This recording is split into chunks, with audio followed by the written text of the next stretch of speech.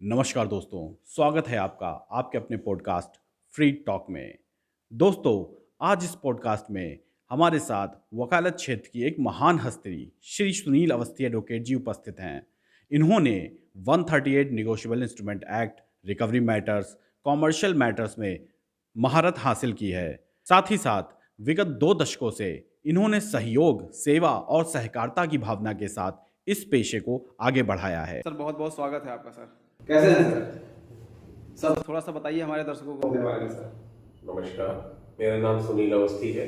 मैं लगभग 24 साल से इस वकालत के पेशे में व्यवसाय कर रहा हूँ और मैं negotiable instrument act 1881 and recovery matters ज़्यादा करता हूँ और इस मैटर्स को मैं बहुत इजीली और सॉल्यूशन बेस्ड थ्योरी के हिसाब से मैं सॉल्व करता बताइए हमारे दर्शकों को कि 138 निगोशिएबल इंस्ट्रूमेंट एक्ट आखिर है क्या? हूँ। 138 निगोशिएबल इंस्ट्रूमेंट एक्ट हमारा चेक बाउंसिंग मैटर से रिलेटेड है।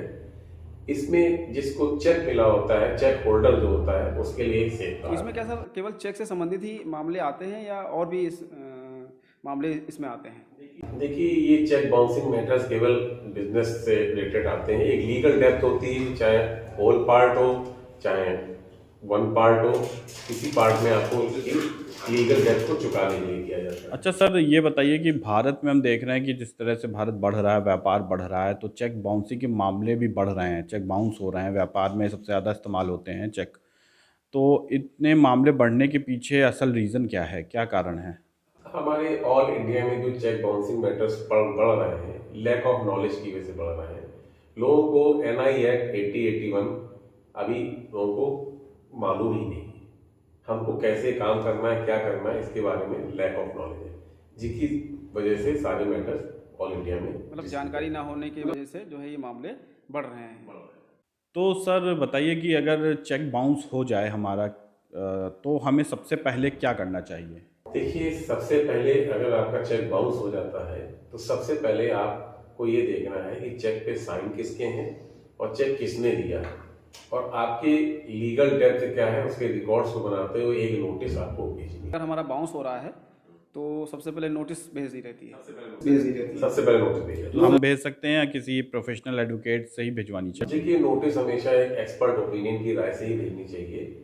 एक एडवोकेट, एक प्रोफेशनल एडवोकेट आपको ये राय देगा कि आपको क्या नहीं करना है। उसमें कुछ लीगलिटीज होती हैं, उसको देखा जाता है, उसी हिसाब से आप अगर हम भेजते हैं तो उसमें बहुत सारे ऐसे पॉइंट्स होते हैं जो छूट जाते हैं और अगर उसमें अगर हमें केस करना है तो फिर आगे जाके उसमें समस्या है। आगे वाले समय में जब ट्रायल फेस होगा केस का, तब आपको बहुत दिक्कत होगी। तो अगर हमें नोटिस भेजनी है तो किसी ना किसी एडवोकेट्स के माध्यम से हमें नोटिस सर्व करनी चाहिए। देखिए, advocate is the mouthpiece of the society और एडवोकेट जो होता है वो एक पढ़ के आया होता है, एक्सपीरियंस होता है, लीगल डेप्थ के से क्या लिखना है उसी का वो वर्णन करता है।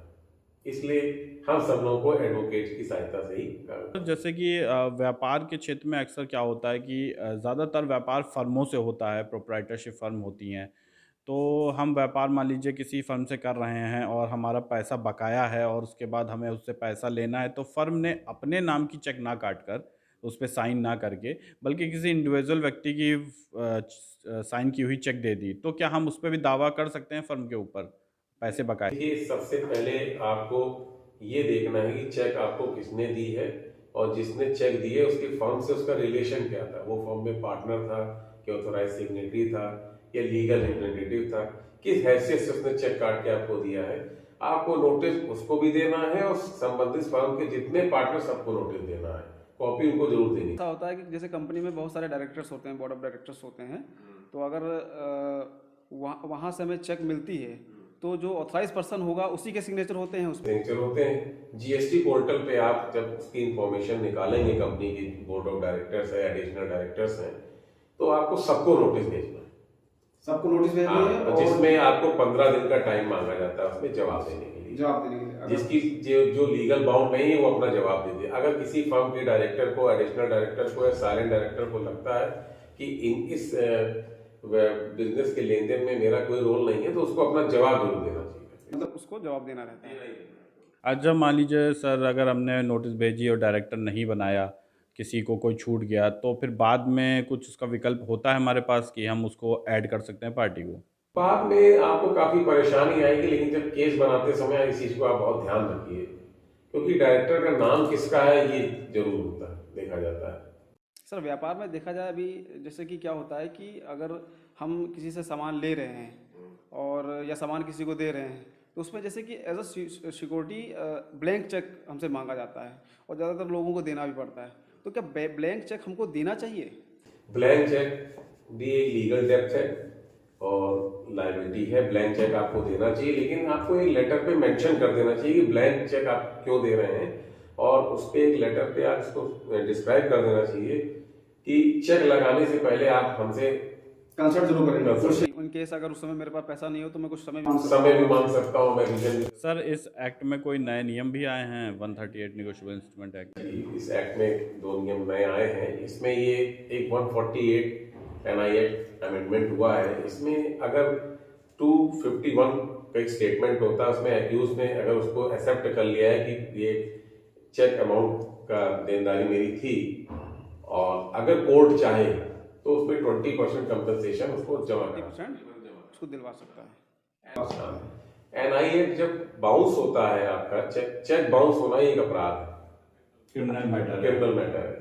चेक बाउंस हो गया और आपने चेक का आदान प्रदान कर भी दिया, पैसा भी दे दिया, तो उस अपराध से आप नहीं बच गए, वो कोर्ट की मर्जी। ऑफेंस तो हो ही गया हमारा। ऑफेंस तो हो ही गया है। और ऐसा भी तो होता है कि जैसे कि किसी व्यक्ति की चेक गिर जाए और कुछ कोई व्यक्ति पा जाए या जो उसको पसंद ना करता उसको मिल जाए और फर्जी साइन बना के वो बाउंस करा दे, उस केस में क्या होता है? काफी मैटर्स ऐसे मेरे सामने आए भी हैं। ऐसे केस में हम लोग देखते हैं कि जो चेक होल्डर है और चेक ड्रॉयर है, इन दोनों का रिलेशन क्या है, पहले तो हम इस चीज को देखते हैं करके एक दूसरे को कैसे जानते हैं। ठीक है। और सेक्शन 139 NI एक्ट ये कहता है कि प्रेजम्पशन ऑफ होल्डर उसका है कि ये उसको साबित करना है कि चेक उसने क्यों दिया था करके। साबित करना है परिवादी को, जो जिससे हमें पैसा लेना उसको साबित करना है। ये जिससे हमें पैसा लेना उसको साबित करना चाहिए, जिसने चेक बाउंस कराई मतलब अगले चेक क्यों दी थी।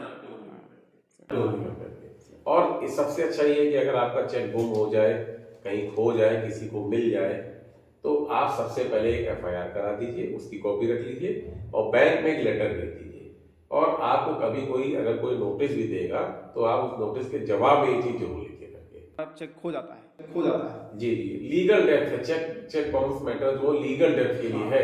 अगर फ्यूचर में कभी वो केस करता भी है तो वो हम दिखा सकते हैं कि भाई मेरा चेक गिर गया था और मैंने इसके खिलाफ लीगली समरी ट्रायल चलता है, उसमें एविडेंस देने पड़ते हैं, उसमें क्रॉस होता है और उसमें टेक्निकलिटीज होती हैं, उसका एक्सपर्टाइज एक एडवोकेट ही होता है। मैटर्स ऐसे होते हैं जहाँ पे कि हमने किसी को पैसा भी दे रखा है और एक विश्वास पे हमने क्या उससे चेक भी नहीं ली है, तो अगर उस केस में हमारा पैसा फंस जाता है तो हम उसको कोई ऐसा तरीका है कि हम अपना पैसा निकाल सकते हैं? बहुत सारे मैटर्स आते भी हैं ऐसे। आपको सबसे पहले देखना है कि आपने मोड ऑफ पेमेंट उसको दिया कैसे है। उसने RTGS से दिया है कि कैश दिया है, कोई रिसीविंग ली है आपने, पैसा देते समय। देखिए जितने ज्यादा डॉक्यूमेंट्री एविडेंस आपके सपोर्ट में हो उतना अच्छा केस आपका होगा। अगर आप किसी को पैसा भी दे रहे हैं तो एक रसीद आपको ले लेनी चाहिए। आजकल तो व्हाट्सएप पे है ज़्यादातर, लेकिन कोशिश करनी चाहिए कि हम अकाउंट टू अकाउंट आप पैसा दे दिए 2 मिनट। कभी कभी सर ऐसा होता है ना कि जैसे कोई जानने वाला है, बहुत अच्छे रिलेशन हमारे होते हैं, तो वर्बली हमने अगले ने कुछ पैसा मांगा 10-20-50 हज़ार रुपये हमने उठा के दे दिया और कभी कभी कैश में भी दे देते हैं और फिर ऐसी स्थिति बन जाती है कि अगला नहीं दे रहा है, फिर हमारे संबंध खराब हो रहे हैं। उस केस में सामाजिक सोच में ऐसे बहुत से लोग आपको मिलेंगे जो आपसे पैसा उधार रोज आए दिन मांगेंगे और आप सबके साथ तो नहीं कर पाओगे, इसलिए आपको ये चाहिए कि आप रसीद जरूर लें और 2 विटनेस लें। एक सादे कागज पे एक अपना नोटिफिकेशन कर लें कि ये ऐसा आदान प्रदान लीगली ये कार्रवाई कर लें। अब किसी की नेसेसिटी है, किसी का फैमिली डिस्प्यूट कुछ ऐसी बात आ गई तो दैट इज अनदर। लेकिन लीगली जो है ब्याज पे पैसा नहीं लिया जा सकता, ब्याज देने के लिए भी आपके पास लाइसेंस होना। और सर ये बताइए कि चेक बाउंस होने के कारण कितने प्रकार के होते हैं, किन किन कारणों से चेक बाउंस होता है? देखिए चेक होल्डर जब अपने अकाउंट में चेक लगाता है तो उसका एक मेमो मिलता है। मेमो पे कम से कम 20-25 रीजन लिखे होते हैं, लेकिन माननीय न्यायालय द्वारा केवल 4-5 रीजन माने गए हैं। काइंडली रिफर टू ड्रॉयर है, इनसफिशिएंट फंड है, एक्सीज अरेंजमेंट है, पेमेंट स्टॉप बाय ड्रॉयर है, सिग्नेचर डिफर है। यही सब मेन रीजन है जो आपके एनआई एक्ट। अच्छा सर, एक और क्वेश्चन है कि अकाउंट क्लोज्ड वाला अक्सर सुनने में आता है, तो उसमें क्या ये मैं भी जानना चाहता था, आपने पूछ लिया। बहुत अच्छा क्वेश्चन आप लोगों ने पूछा। आजकल लोग क्या करते हैं, चेक देने से बाद अकाउंट क्लोज कर देते हैं। मतलब अकाउंट बंद करा दिया है, मेरी लायबिलिटी खत्म हो गई। अकाउंट क्लोज भी आपकी लीगल डेप्थ में आता है। अब ये देखा जाता है कि आपने चेक उसको कब दिया था। अच्छा, सबसे पहले it is a matter of trial. लेकिन लीगल डेप्थ तो बनी रहेगी। लीगल डेप्थ बने, आपको प्रूव करना होगा जब हमने चेक दिया था उस समय हमारा, उससे पहले हमारा बंद हो गया, अकाउंट क्लोज हो गया था। कहने का तात्पर्य ये है कि चेक अगर आपको 5 सितंबर 2022 को दी गई है और हमने अकाउंट 5 दिसंबर 2020 को बंद कर दिया है, तो वो हमारा अकाउंट क्लोज वाला ज्यादा अच्छा माना जाएगा, वो तो माना जाएगा। पर हम बिजनेस ही नहीं कर रहे हैं, आपने बाद में लगा दिया है, तो वो आपको प्रूव करना पड़ेगा। मतलब आपने लगाया, मतलब देनदारी है कि नहीं, ये लीगल डेप्थ में आएगा। अभी जो लोग व्यापारी वर्ग के लिए अगर बात की जाए, तो जो लोग व्यापार कर रहे हैं और होलसेल में या रिटेल में, तो उनके लिए सर क्या, जैसे कि आप अगर कुछ बताना चाहें कि लीगली वो कैसे अपने आप को प्रिपेयर रखें। अगर कोई नया बंदा है, नए व्यक्ति के साथ वो व्यापार कर रहे हैं, तो किन किन चीज़ों का ध्यान रखना चाहिए सामान देते समय या सामान लेते समय, इन सब चीज़ों का। जैसे सबसे पहले तो हम किसी के साथ अगर बिजनेस कर रहे हैं, कोई बड़ा बिजनेस कर रहे हैं या कॉर्पोरेट सेक्टर में कर रहे हैं, तो हमें उसकी पूरी जानकारी लेनी चाहिए, उसका फर्म का स्टेटस देखना चाहिए, उसका अकाउंट का स्टेटस देखना चाहिए, उसके कौन कौन केवाईसी में हैं, कौन मेंबर्स हैं, उसका एड्रेस क्या है, उसका आधार कार्ड क्या है, आधार कार्ड मस्ट है, बहुत सारा होता है। कंपनी काम करती है, भेजती लीगल सिग्नेटरी को है या ऑथराइज सिग्नेटरी को भेजती है, पता नहीं चल पाता है। इसका होमवर्क बहुत कायदे करना चाहिए। चेक का आदान प्रदान करते समय एक एमओयू आप जरूर बना लीजिए, memorandum of understanding. Memorandum of understanding में क्या लिखना है, क्या नहीं लिखना है, उसके लिए हम हाजिर हैं, आप हमसे कभी भी राय ले। अब जिस व्यक्ति के साथ हमें लॉन्ग टर्म में काम करना है, तो उसके बारे में मतलब पूरा हमें पता होना चाहिए। पूरा पता होना चाहिए। इंडिया में, नॉर्थ इंडिया में एक ऐसा पार्ट है जहाँ पे लोग एमओयू को ठीक से समझ ही नहीं पा रहे हैं, लैक ऑफ नॉलेज है, कई सारी मैटर्स जुडिक्शन पे आता है, इस पे लोग बिल्कुल ध्यान नहीं देना चाहते हैं। छोटे से लाभ को देखते हुए आगे चल के ये लोग बहुत बड़ा नुकसान आएगा। सर, हम चाहेंगे कि एमओयू जो आप बता रहे हैं, मेमोरेंडम ऑफ अंडरस्टैंडिंग, इसको थोड़ा सा सरल शब्दों में बता दीजिए कि इसमें क्या क्या थोड़ा सा रहता है। मेमोरेंडम ऑफ अंडरस्टैंडिंग एक हमारा बिजनेस एग्रीमेंट होता है। इसमें पार्टी डिटेल्स होती है, पार्टी डिटेल में किस लीगल हेयरशिप से वो साइन दोनों करना है, दोनों पार्टियों की डिटेल होती है, दोनों पार्टी की डिटेल होती है, दोनों का साइन करना भी जरूरी है, दोनों का साइन करना जरूरी होता है, और दोनों के क्या कहते हैं स्टैम्प पे होने जरूरी होती है, दोनों की फोटो होनी चाहिए, दोनों का आधार होना चाहिए। गवाह भी होते हैं क्या? यस, बिल्कुल गवाह होते हैं, क्योंकि जब आपका डिस्प्यूट आएगा पेमेंट पे लेकर, तो आपको ये सब काम आएंगे। वहाँ पे जुडिक्शन पे जरूर होना चाहिए और आर्बिट्रेशन मैटर डिसाइड होना चाहिए, और उसमें आपका मोड ऑफ पेमेंट क्या है, जो प्रॉब्लम्स आती हैं उसको सारे पॉइंट बाय पॉइंट हमको उसमें डिस्क्राइब करना चाहिए। अच्छा सर, ये बताइए कि 138 नेगोशिएबल इंस्ट्रूमेंट एक्ट के अलावा कौन से ऐसे तरीके हैं जिससे हम पैसा प्राप्त कर सकते हैं? हाँ, मैं पूरे बिजनेसमैन को मैं देख रहा हूँ, उनके पास कई सारे चेक्स रखे होते हैं जिसका टाइम निकल जाता है। अगर पेमेंट आपका 3 लाख से ऊपर है तो आप उसको कॉमर्शियल कोर्ट में या मीडिएशन कोर्ट में कर सकते हैं। मीडिएशन कोर्ट में 1000 रुपए का लीगल एड का एक ड्राफ्ट बनता है, उसमें आप मेंशन करके नोटिस भेज सकते हैं, और उसमें दोनों पार्टी को आना पड़ता है और डिस्क्राइब। मतलब 3 लाख से ऊपर का अगर मामला है तो हम कॉमर्शियल कोर्ट में जा सकते हैं। और 3 लाख से सर नीचे का मामला है तो आप सूट फॉर रिकवरी जाएंगे, उसमें 7-7.5% कोर्ट फीस पड़ती है, और काफी मैटर्स आजकल आ रहे हैं। रिकवरी मैटर एक सिविल मैटर है। रिकवरी मैटर बेसिक सर अगर डिफर देखा जाए तो तीनों में सर थोड़ा सा बताइए क्या डिफरेंस है। ये निगोशिएबल इंस्ट्रूमेंट एक्ट या कॉमर्शियल एक्ट हो गया या हमारा रिकवरी मैटर्स हो गया, तीनों में अंतर क्या है? अंतर क्या है? सबसे शॉर्ट और सबसे इजी, सबसे कम मिनिमम चार्जेस वाला है आपका एनआई एक्ट 1881 वाला है। निगोशिएबल इंस्ट्रूमेंट एक्ट 1881 इसीलिए बनाया गया है कि जिससे कम आपके चार्जेस में आपको जल्दी लाभ मिल जाएगा। अगर इसके थ्रू हम न्यायालय में जाते हैं, जी, सबसे जल्दी इसी में मिलता है करके। और अगर आप कॉमर्शियल में जाते हैं तो उसमें सूट फॉर रिकवरी आपको देना ही पड़ेगा करके। नहीं, कॉमर्शियल मैटर्स में अगर हम जाते हैं तो 3 लाख के ऊपर है, उसमें भी कोर्ट फीस पड़ती है। अगर 3 लाख के ऊपर है तो सबसे पहले आपको मीडिएशन करना पड़ता है। मीडिएशन में तो 1,000 रुपये का ड्राफ्ट पड़ता उसमें भी सर आप बताए थे कि नोटिस जाती है। है। नोटिस तो आपको सबने देनी पड़ेगी। अब चेक बाउंसिंग नोटिस थोड़ी डिफर होती है, वो बहुत स्पेशल तरीके से लिखी जाती है करके, और सूट फॉर रिकवरी मैटर्स भी है, कॉमर्शियल मैटर्स भी है। सर एक आर्बिट्रेशन मैटर्स क्या होते हैं? आर्बिट्रेशन मैटर्स ये होते हैं जब कॉर्पोरेट लेवल में बड़े बड़े मैटर्स होते हैं, अगर बोथ पार्टीज में कभी कोई लैक ऑफ टर्म्स कंडीशंस आ जाए, किसी चीज की कमी आ जाए या किसी की वजह से कोई नुकसान हो जाए, तो उसमें आर्बिट्रेशन रखा जाता है और अपने अपने आर्बिट्रेटर्स में नियुक्त किए जाते हैं, जिससे without going to the court matter पहले हम एमिकेबली को सेटल कर सकते हैं। मतलब अपने अपने पक्ष से जो भी किसी को भेजना चाहे अपने बिहाफ पे रिप्रेजेंट करके वो आपस में बैठ के उस चीज को इसके लिए आपको स्पेशल करना पड़ेगा, कोर्ट में भी करना पड़ेगा। सर ये इसमें ऐसी कोई फाउंडेशन तो नहीं होता है कि ये इंटर स्टेट ही काम करते हैं कि स्टेट के बाहर भी चीज़ें कर सकते हैं, जैसे कॉमर्शियल मैटर्स बाहर, मतलब दिल्ली की पार्टी है, हमारी पार्टी यहाँ यूपी की है, तो उसका कोई फ़र्क तो नहीं पड़ता है? नहीं फर्क पड़ता है, देखिए जुडिक्शन पे बहुत फर्क पड़ता है। अगर काम दिल्ली से है, ऑफिस आपका लखनऊ में है, ब्रांच ऑफिस आपका नैनीताल में है, तो मोड ऑफ पेमेंट कहाँ से क्या है, कहाँ से। हाँ सर, जैसे कि इसका क्षेत्राधिकार कैसे बनेगा कि मतलब कहाँ पे हमें मुकदमा करना है? कभी कभी क्या होता है कि अदर स्टेट होते हैं, तो एक यूपी का बंदा रहने वाला है, उसने माल लिया बिहार से लिया या दिल्ली से लिया, और उस केस में जो जिस बंदे की चेक बाउंस होगी वो कहाँ किस न्यायालय में मुकदमा करेगा? देखिए सबसे पहले तो आपको ये देखना है कि जुडिक्शन जो होता है वो मेंशन होता है।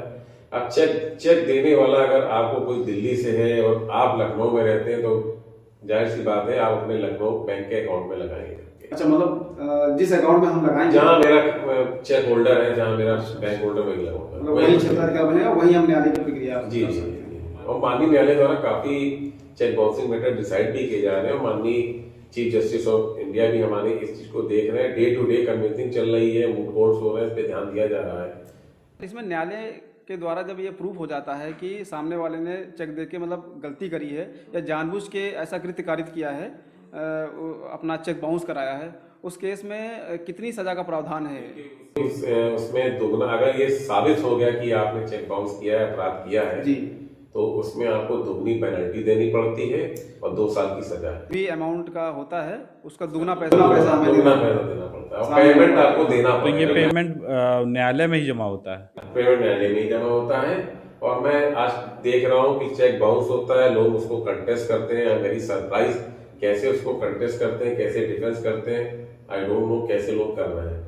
चेक अगर बाउंस हुआ है, आपको पैसा देना है, तो कोई आपको बचा नहीं पाएगा। चेक आपका, साइन आपका, अकाउंट नंबर आपका, डेट आपकी, कैसे डिनाई? अक्सर लोग ये कह देते हैं कि मेरे साइन नहीं है चेक, लेकिन वो बचा नहीं पाएंगे ना, नहीं बचा पाएंगे। लीगल डेप्थ से आप मान।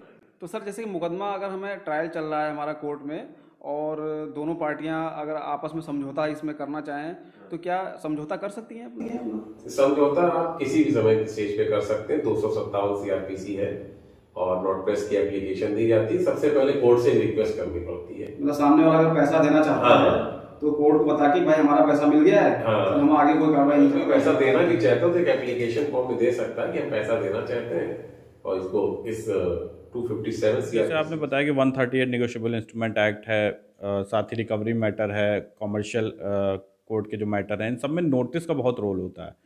तो जैसे आप बता रहे थे कि आपका नोटिस भेजने पे ही बहुत सारे मैटर्स नोटिस पे ही सॉल्व हो जाते हैं, तो ऐसी क्या बात है, आप नोटिस में ऐसा क्या लिख देते हैं कि नोटिस पे ही आधा मुकदमा ख़त्म हो जाता है?